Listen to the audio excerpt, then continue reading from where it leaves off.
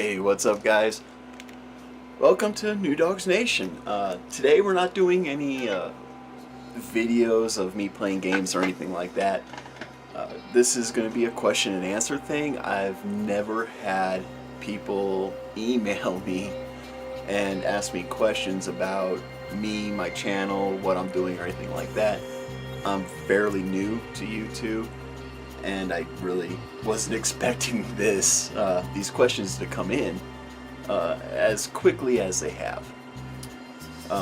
So instead of just writing each individual person with the answers, I figured I'd just go ahead and do a video on the questions and giving the answers right here. That way, you know, everybody will see the answers or hear the answers. So the first one, and forgive me, I'm looking at notes here. I actually wrote this stuff down. So the first one comes from Alex, who asked, "Hey Newdog, love what you're doing. What's up with the cards in the background?" Cards. Oh, okay. So you're referring to these. So that has nothing to do with my channel, but that's okay. It's still a good question. For those of you who don't know, I do like playing cards, obviously. I started collecting unique cards, cards that I've never seen before, because, I mean, you can go to any store, even to your local grocery store, and you can get a pack of bicycle cards.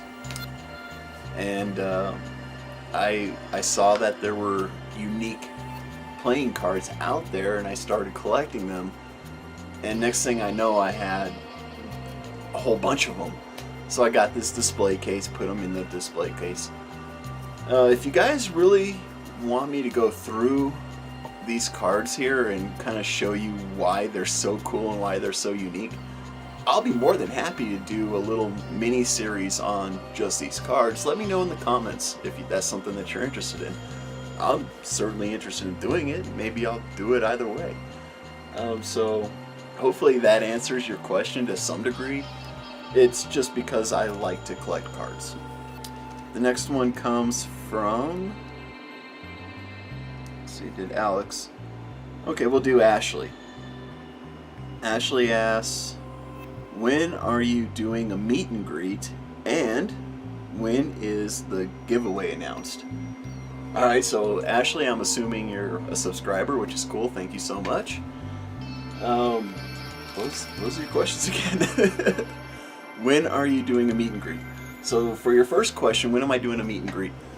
I don't have anything planned. I'll be honest, I don't have a meet and greet planned. One of the reasons being is because most people who do meet and greets, they have a huge following on YouTube or on Twitter or on Twitch, whatever the case may be. I don't. I think I have maybe 2 or 3 subscribers, so it's not something I have in the works at the moment. But as you've seen in my other videos, I'm always open to anybody who's in my area coming out and playing some of these games with me. I'd love to have you along. My only stipulation is that if you're not at least 18 years old, that I meet your parents and I get confirmation from them that it's perfectly cool for you to hang out with a 37-year-old guy to play games. That's my only thing. For example, the last thing I need is for a 14-year-old girl to come up to me in the arcade and say, "Hey, Newdoggs, great to meet you, I want to play games," and next thing you know, they're on the internet and their parents see it, and now I'm in trouble because I've got a minor on film hanging out with somebody who's pushing 40. Legally, it's just not something I want to deal with. I'll put it that way. So if you want to hang out with me, cool. You know my rules for that. For like a huge meet and greet type thing, it's not going to happen in the foreseeable future, simply because I just do not have as many people subscribe to my channel as I would like. But it's also expected. I am new. I'm new to doing this, so it is what it is. Your second question When is the giveaway announced? So you're referring to the R2-D2 giveaway that I'm doing. Awesome. That's not going to be announced until I get at least 10 subscribers. So hit up your family members, hit up your friends, have them subscribe to my channel. That'll move things along. And once I get 10 subscribers, we'll do the giveaway. And yeah, that's it. So the next one is from Josh, who asks, why do you go to arcades and play games instead of just buying the toys at the store? That's a good question, Josh.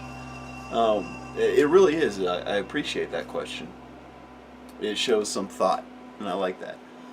So I go to arcades and I play games, win tickets, and get these toys for Toys for Tots instead of just buying them at the store for a couple reasons.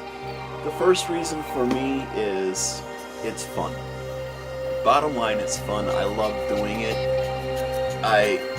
The whole reason why this whole thing began is because I'd go to the arcade, I'd get a whole bunch of tickets, I'd get these plush toys, and I don't know what to do with them. So I thought to myself, what can I do with these toys? What can I do with these plushes and stuff like that? And I thought about it for a good week or two, and I finally decided, Toys for Tots is right around the corner. It's almost Christmas. Why not just donate them all to Toys for Tots?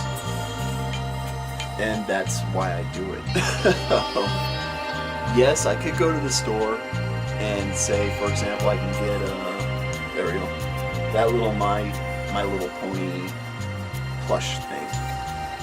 I can go to the store and I can just buy it. Easy. But for me, I don't like shopping. So being able to do something that I enjoy and get the same prizes is just worth it to me. What else did I want to say?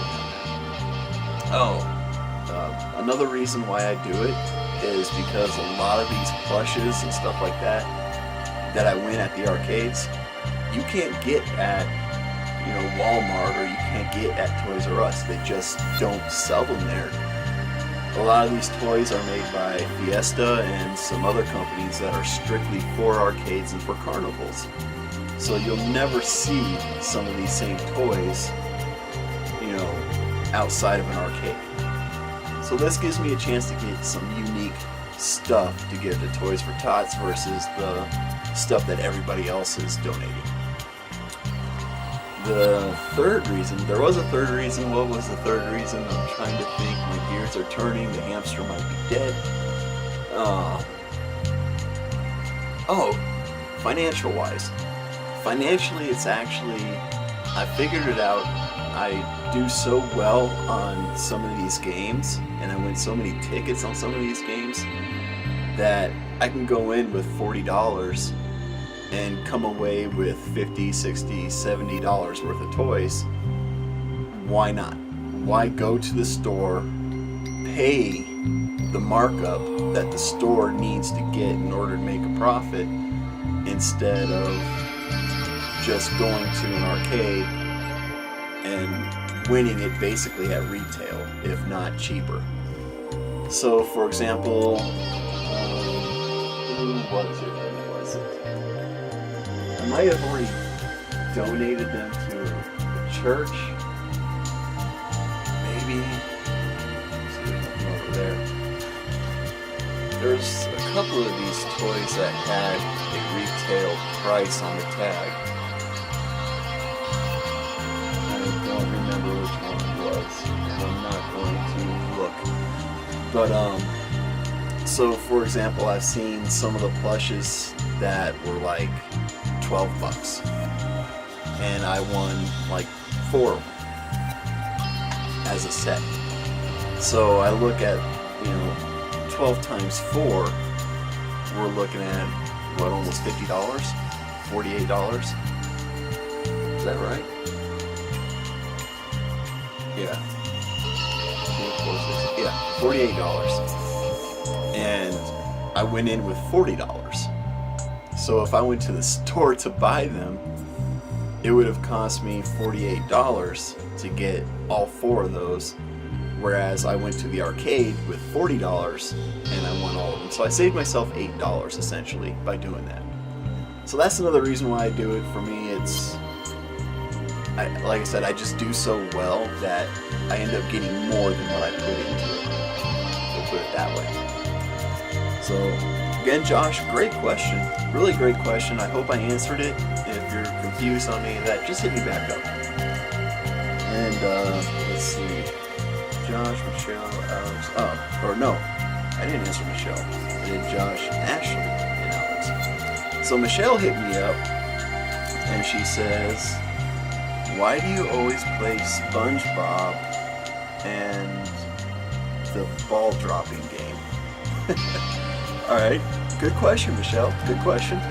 So I'm assuming you're talking about the SpongeBob coin pusher, and I'm pretty sure you're talking about Monster Drop Extreme. Why do I play those versus playing anything else? And again, it has to do with a couple things. One, I don't just play those. I do play other games because I do like playing other games. But these games in particular, I seem to be pretty decent at. You saw the one video, or if not, check it out, where I won 9 jackpots on the Monster Drop Extreme. And, you know, the SpongeBob, you always see me, I never come away with anything less than 1,000 tickets when I play SpongeBob. Generally, I go in once a week and I get a full set once a week of the cards. So that's 5,000 tickets alone just from playing the SpongeBob coin pusher. And again, it's not because I don't like any of the other games. It's just, to me, the payout, the ratio, if you will, is better for me on those games. I know the timing of the Monster Drop Extreme. I know it pretty well to where I'm usually hitting the jackpot. The SpongeBob coin pusher, you know, I get tons of tickets from it. Tons of tickets. So it only makes sense to go in there with what little money I do go in there with and win a whole bunch of tickets instead of playing games that I'm not good at, or games that are rigged, or games that don't pay out very well and not get as many tickets. So that's the main reason why I show me playing those games. It's not that I don't play other games, because I do. I played this huge claw machine and I actually won from it, believe it or not. You'll see that in the next video. And I also like to play this claw machine that gets you rolls of tickets. I've played Go Fishing a couple times. Not too good at that. I've played Milk Jug Toss, which I'm decent at. I still keep wanting to do a video on that, but I keep not doing it because there's the SpongeBob machine right there, and it usually has a card that I need, so I end up playing that.